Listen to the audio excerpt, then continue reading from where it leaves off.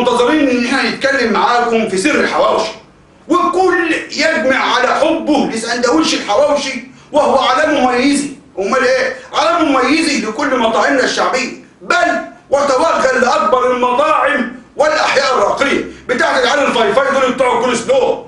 مش هنتكلم ان شاء الله يعني عن طعمه كده ومذاقه وخلطته وشطته من الاهليلي، ولا يا سلام بقى هو سخن وموهو كده ومع حتتين ترشي، ولا يا سلام بقى كمان مره ومع حتتين طماطم كده مقطعين وعليهم شويه خيار، حاجه اخر اكسلانس. المهم نخش في الموضوع من الناحيه التاريخيه، وازاي ظهر هذا الكائن السندوتشي العجيب وتغلغل في قلوب ومعدة كل المصريين، كبير وصغير، طويل وقصير، رجل وامرأة وكله يعني. امال ايه؟ طيب اصل السندوتش ايه؟ تعالوا نشوف الاسطوره بتقول ايه.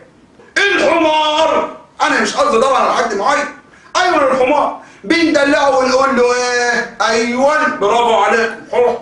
وعشان يمشي بنقول له ايه؟ شيع. برافو عليكم والله انتم مذاكرين اول النهارده. حطوا بقى الكلمتين جنب بعض تبقى ايه؟ حوحوشي. برافو عليكم. واتحورت بقى مع الايام وبقى اسمه ايه؟ حواوشي. حد كده يصدفك ويقول لي انت كده اثبتت انه لحم حمير؟ لا، ليفر وابسلوتلي. امال ايه؟ لان الاسطوره نسيت تقول ان الحمار حوحو كان شايل لحمه حلوه كده حمرا بلدي جايبها من السلخاني وموديها للجزار يعملها سندوتشات حواوشي محترمه. امال ايه؟ انتم بس مش واخدين بالكم. العيب مش في الحمير، سواء الحمير اللي بتتذبح او مش اللي بتتذبح، اللي مع الجزارين اللي ما عندهمش ضمير او دماء الضمائر، اللي بيلم الشغل واللحمه الفاسده ولحم الحمير ولحمه الهوهو ويعملها سندوتشات ويغش بقى الناس وحسبي الله ونعم الوكيل. ده الواحد راجل يجي حمارين و40 كلب.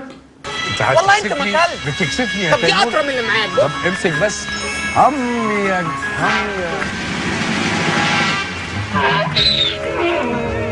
صعبان عليا مرحوم امك وكلتها هنا كتير. يا ولا اجي سنقدم حواوشي يا ولا تكونوا مجهزين كده ايه؟ انتوا طماطم كل اسبوع